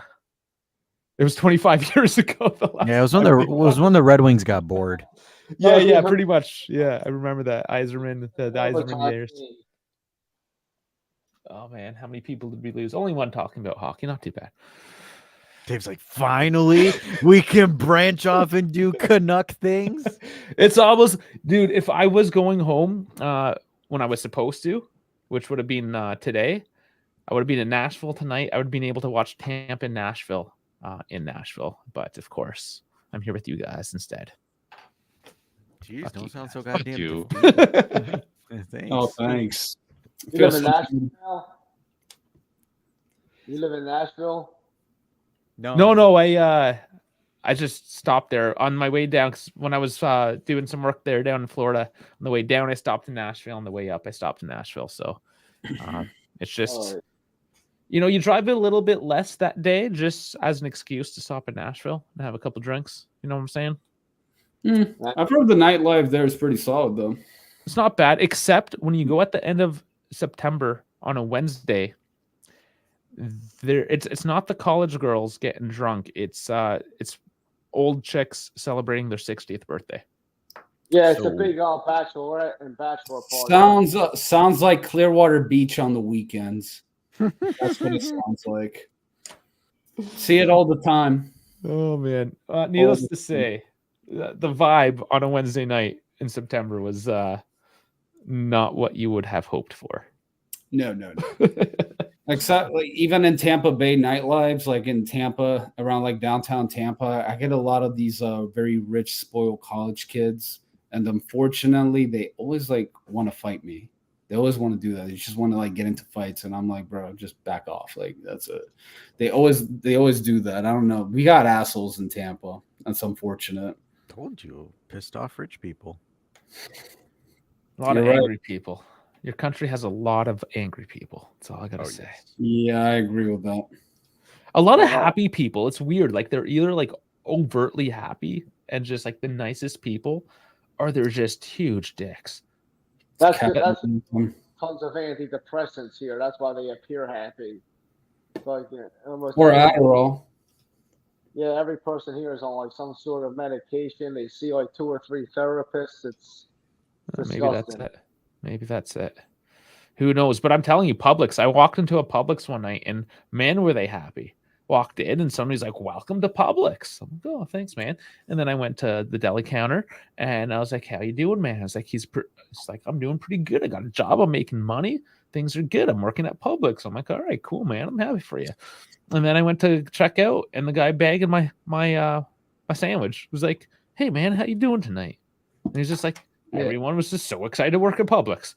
There is a standard at Publix. You have to have the customer service, the smile. You know, you have to have that.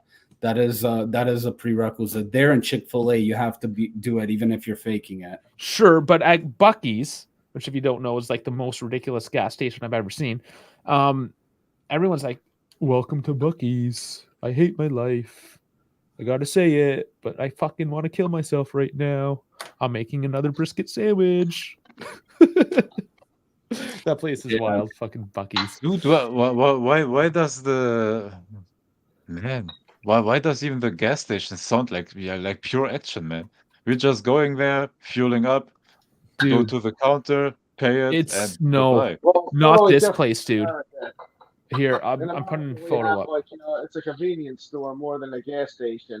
It's even got like a a home sense in it kind of idea, like We have the thing is in the States, there's a lot of our gas stations are a convenience store. Yeah. Crazy. like a full deli and bakery in this thing. Yeah, you guys have Buc-ee's, we have Wawa. That's what it is in You Florida. have Wawa down there? Yeah, we do. Well, I mean, that's a Philly thing. I know that they have one near, like, down to Virginia, but I know they had them down in Florida. Yeah, it's been about a decade now, about 8 years since they started building more Wawas. Yeah, it's becoming pretty big here in our area. It's pretty good. I like it. Oh, well, I mean, it's famous over here. Like, you can't drive 2 blocks in the whole, like, Philly area without seeing a Wawa. It's becoming, yes, even in Tampa now, it's becoming more prevalent. It's more and more Wawas are being built. But look at how many pumps. Like, this is the one pump here that you can see, but in the background, they just have the whole thing again. And then off screen is like the whole diesel tractor trailer side. It's basically 3 massive gas stations smashed together. It's overwhelming the first time you go. I'm gonna be honest with you. When I saw the logo, it kind of reminded me Chuck E. Cheese with a little bit with a gas station. I don't know. That was like first impression with the logo. It was like a Chuck E. Cheese converted into a gas station. Yeah, just without the games, I guess. It's a game just trying to get your way through, just like throwing elbows, trying to get another brisket sandwich. Good God. You got to check it out. This place is wild. If you're ever in America, go to Buc-ee's. Like, look at there's a wall of nuts over here.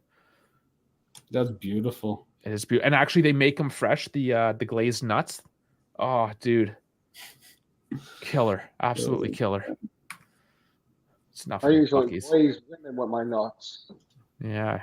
You like them glazed nuts.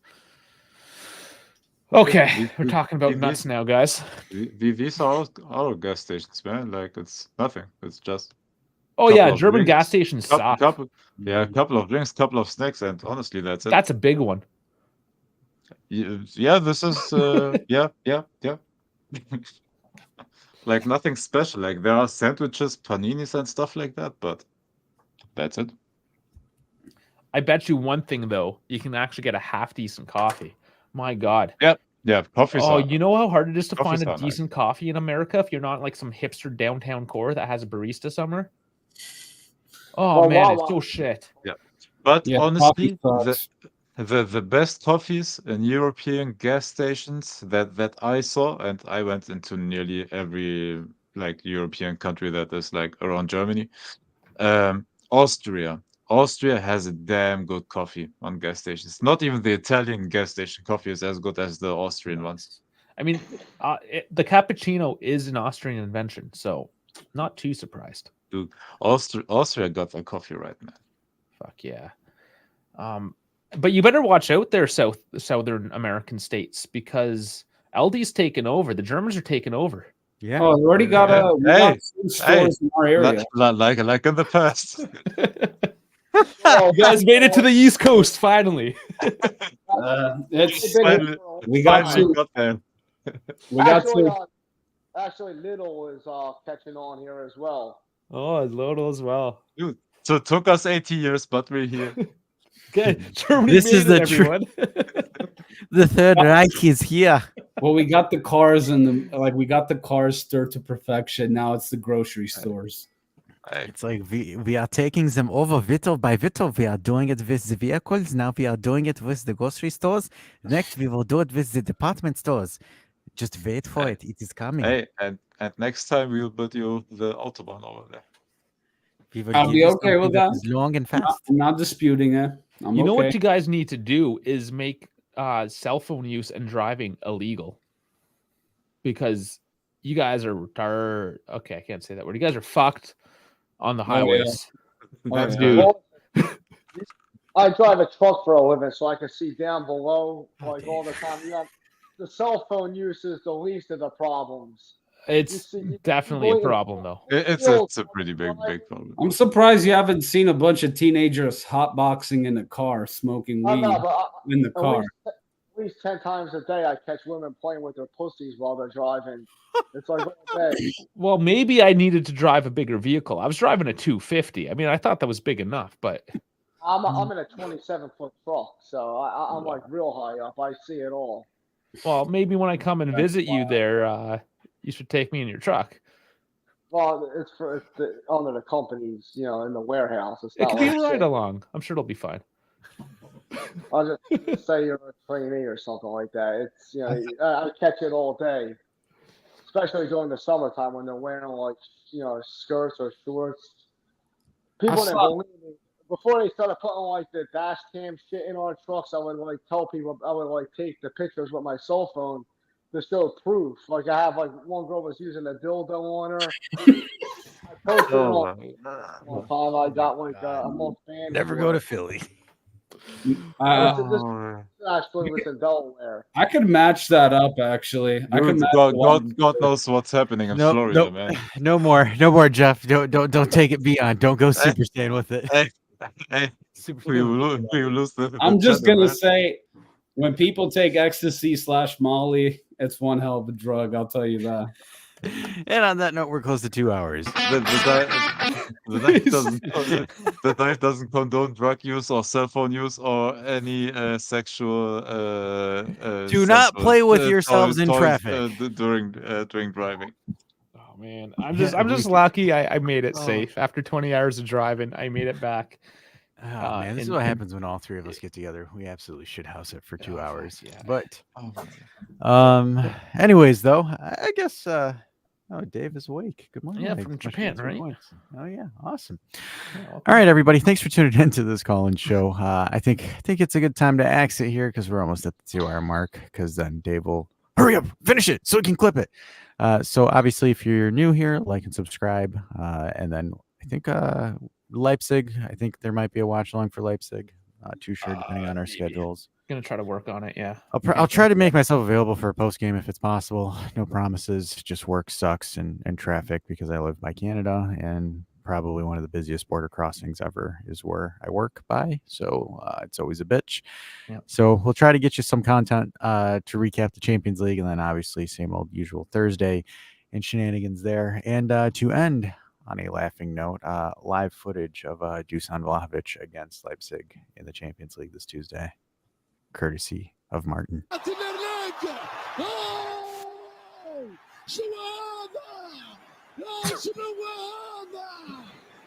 Oh boy, and we should say P. Martin coming in right at the end. Critics are not silenced. So another one as well. In agreement. On that note, time to run the music. Alrighty, folks. Yeah, heard it here. Critics not silenced. And yeah. Like, subscribe, and hopefully see you on Wednesday. We'll make something happen one way or another. Hopefully, we'll keep the channel until then. Well, the channel's fine. Don't worry, guys. We're good. No Diddy. Just No Diddy. don't wink and drive, folks. Don't wink and drive. Absolutely.